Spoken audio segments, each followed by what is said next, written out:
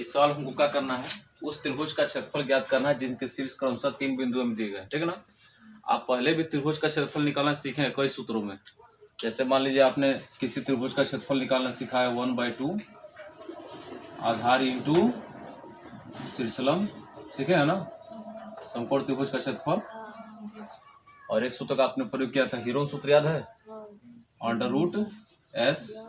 √S minus A S minus B S minus C. इसको 9th पढ़ते आप। अब आप पिछले वाले त्रिभुज में जो क्लास 10 में सीखे होंगे त्रिभुज का क्षेत्रफल निकालना, 1/2 ब्रैकेट में x1 y2 minus y3 plus x2 y2 minus y3 minus y1 plus x3 y1 minus y2। इन 3 सूत्रों पर त्रिभुज का क्षेत्रफल निकालना सीखे। सारणी में भी सीखेंगे त्रिभुज का क्षेत्रफल, लेकिन इससे नहीं। अगर आप चाहते हैं इन तीनों बिंदुओं को तो इससे बनाओगे तो आंसर वही आएगा। 10 में सीखे हो ना किसी त्रिभुज का क्षेत्रफल कैसे निकालते हैं जब उसके तीनों शीर्ष दिए गए। अब शीर्षों के लिए क्या मानते थे याद है, पहले बिंदु के लिए क्या मानते हो, x1 y1, दूसरे बिंदु के लिए x2 y2, तीसरे बिंदु के लिए x3 y3। अगर ये मान इसमें रख कर सॉल्व करोगे इस सूत्र में तो उतना ही आंसर आएगा। जो सारणी के रूप में भी हम हल करेंगे तो उतना ही आंसर आएगा। लेकिन यह बनाने वाला जो तरीका है वो 10 का है। आप इंटर में इस सूत्र से बनाओगे आंसर लाओगे तो नंबर नहीं मिलेगा। आपको सारणी के आधार पर त्रिभुज का क्षेत्रफल निकालना है तो उसका फॉर्मूला क्या होता है, अलग होता है, ठीक है। उसके लिए फॉर्मूला का प्रयोग करते हैं क्या, 1/2 सारणी में लिखेंगे x1 x2 x3 y1 y2 y3 1 1 1। यह वह सूत्र है जिससे सारणिक में जब 3 शीर्ष दिए गए हो तो हमको क्या निकालना हो, क्षेत्रफल निकालना हो। तो दिक्कत इसमें है। इसी के आधार पर हम लोग क्या करेंगे, त्रिभुज का क्षेत्रफल निकालना सीखेंगे। देखिए तो त्रिभुज का क्षेत्रफल कैसे ज्ञात करेंगे सारणिक में, इन तीनों सूत्रों से हमको नहीं निकालना, हमको इस सूत्र से निकालना है। तो उसके लिए क्या करते हैं, 3 बिंदुएं जो दी गई होंगी, बिंदुएं प्लस या माइनस भी हो सकते हैं, प्लस माइनस थोड़ा दिक्कत हो जाएगा आपको। पहले बिंदु में क्या मानना है, x1 y1, दूसरे में x2 y2, तीसरे में x3 y3। तब निकालना आप सारणिक की सहायता से त्रिभुज का क्षेत्रफल। उसका फॉर्मूला अभी हम बगल में लिखे हैं, उसको दोहरा दीजिए आप।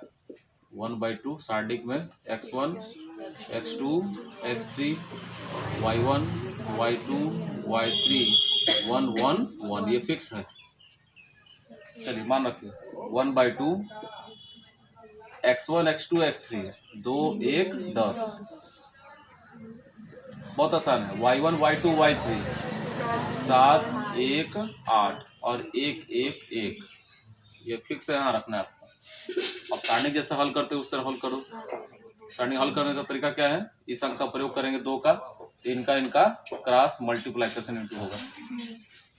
ये अंक फिक्स है, पहला अंक बाहर और उसका गुणनफल करना है, दाहिने से बाएं बाएं से दाहिने। अब इसमें क्या चिन्ह लगेगा, माइनस में, 1 एकम 1 8 एकम। अगर यहाँ सेकंड वाला पोर्शन जिसको हम लोग A11 A12 A13 कहते हैं, अगर ये प्लस में है तो माइनस में लिखेंगे, और माइनस में है तो प्लस साथ है तो किससे शुरुआत करेंगे, -7 से। जब इस अंक का प्रयोग करते हैं तो इनका तिर्क गुणा, ये और ये, 1 एकम 1 10 एकम। उसका तीसरे अंक का प्रयोग A13 करेंगे। A13 कहाँ है, 1, तो 3 अंकों को गुणा करते हैं, 8 का 1 में 10 का 1 में, इनका तो 8 एकम और 10 एकम, बस हो गया। क्या काम खत्म। ये दोहरा रहे हैं, जब इस 2 का प्रयोग करेंगे, ये 2 मतलब A11 का प्रयोग करते हैं, 3 अंकों का तिर्क गुणा। उसके बाद A12 का प्रयोग करेंगे प्लस के साथ माइनस में, माइनस के साथ प्लस में। जब इस अंक का प्रयोग करते हैं तो इनका तिर्क गुणा करते हैं। और जब A13 का प्रयोग करेंगे तो उसके लिए किन अंकों को गुणा करते हैं, इन अंकों को गुणा करते हैं। देखिए गुणनफल वाले कहाँ से होगा, दाहिने से बाएं बाएं से दाहिने। हर गुणनफल के बीच में क्या चिन्ह लगेगा, माइनस का। आगे गुणा भाग आप जानते हैं, 1 में से 8 घटा -7, -7 में 2 का इंटू -14, 1 में 10 घटा -9, -9 का 7 में इंटू प्लस 63, 8 में 10 घटा -2, -2 में 1 का इंटू -2, 1/2 इंटू घटा जोड़ लीजिए, 14 2 16, 63 में 16 घटा देंगे कितना बचेगा, 47। 47 एकम 47/2 वर्ग इकाई। तो बहुत सिंपल सवाल है, बस आपको फॉर्मूला याद होना चाहिए। 47 यहाँ 47 होना चाहिए, ठीक है। बहुत आसान सूत्र है, कोई दिक्कत नहीं है। यह सूत्र भी पीछे बनाए गए हैं, लेकिन ये 9 और 10 पर आधारित है। इंटर में आपको क्या करना है, सारणिक में इस सूत्र का प्रयोग करके त्रिभुज का क्षेत्रफल ज्ञात करना है। वो सिंपल है, सारणिक हल करना सीख लिया ना 9 पदों को, तो ये बन जाएगा, बना लीजिए।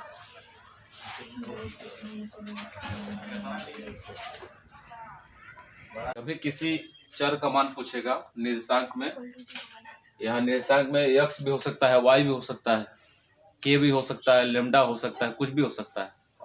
तो 3 बिंदुओं में अगर किसी चर का वैल्यू पूछ रहा होगा, जैसे यह बिंदु में चर कौन है, k है, और तो उसके लिए क्षेत्रफल जरूर दिया रहेगा। जब भी चर का मान पूछेगा ना, तो त्रिभुज का क्षेत्रफल जरूर देगा, निश्चित रूप से, पक्का है ना।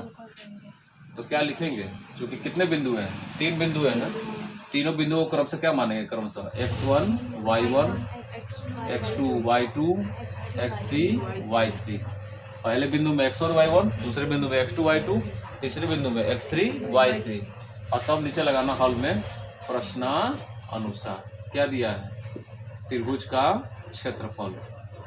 त्रिभुज का क्षेत्रफल कितना है, 4 वर्ग इकाई। जब त्रिभुज का क्षेत्रफल बराबर 4 वर्ग इकाई, सूत्र बराबर 4 वर्ग इकाई। सारणिक में त्रिभुज के क्षेत्रफल का फॉर्मूला क्या होता है, 1/2 ब्रैकेट में x1 x2 x3 y1 y2 y3 और 1 1 1 इक्वल टू क्षेत्रफल 4 है। अब 2 यहाँ भाग कर रहा था, क्या करेगा, 3 गुणा करके 4 में दुगुना हो जाएगा, कितना हो जाएगा 8। x1 y1 x1 x2 x3 मान रखिए, k04 y1 y2 y3 0 2 0 0 2 0, उसके बाद 1 1 1। सारणिक बनाने देना। जो आप भाग कर रहे थे 2 से, इंटू के रूप में आप लिखे हैं 1/2 करके, वो 4 में 13 गुणा करके कितना हो जाएगा 8। और इसको सारणी के रूप में हल करो। पहले किसका प्रयोग करेंगे, के का। तो इनका अंक क्रॉस मल्टीप्लिकेशन इंटू होगा, 1 दूना और 0 में 1 का इंटू 0, -0 का प्रयोग करेंगे तो किनका गुणा होगा, इन अंकों का। 1 में 0 का इंटू 0, 4 में 1 का इंटू प्लस 1 का प्रयोग करेंगे तो किनका 13 गुणा करेंगे, इनका और इनका। 0 में 0 का इंटू, 4 में 2 का इंटू, और उधर कितना है 8 स्मार्ट भी है। 2 में 0 घटेगा तो 2 में के का इंटू 2 के, 0 में 4 घटा तो -4 में 0 का इंटू 0 ही हो जाएगा।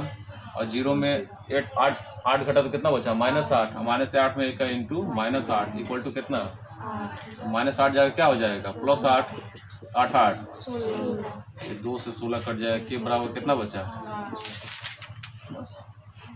ये याद करना, जब भी त्रिभुज का क्षेत्रफल पूछेगा, जब भी त्रिभुज के क्षेत्रफल में किसी 3 बिंदुओं में चर का मान पूछेगा तो क्षेत्रफल जरूर देगा।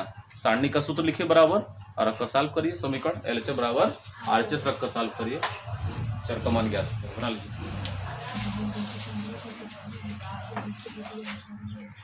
ठीक है ना। कभी भी सारणिक वाले पद में त्रिभुज के क्षेत्रफल संबंधी सवाल में यदि ऐसा सवाल कह दे कि सिद्ध कीजिए कि ये बिंदु क्या है, समरेख है, क्या बोलेगा, समरेख है। सिद्ध कीजिए कि समरेख है, या इसी को शब्द बोल देगा क्या है, संरेख है।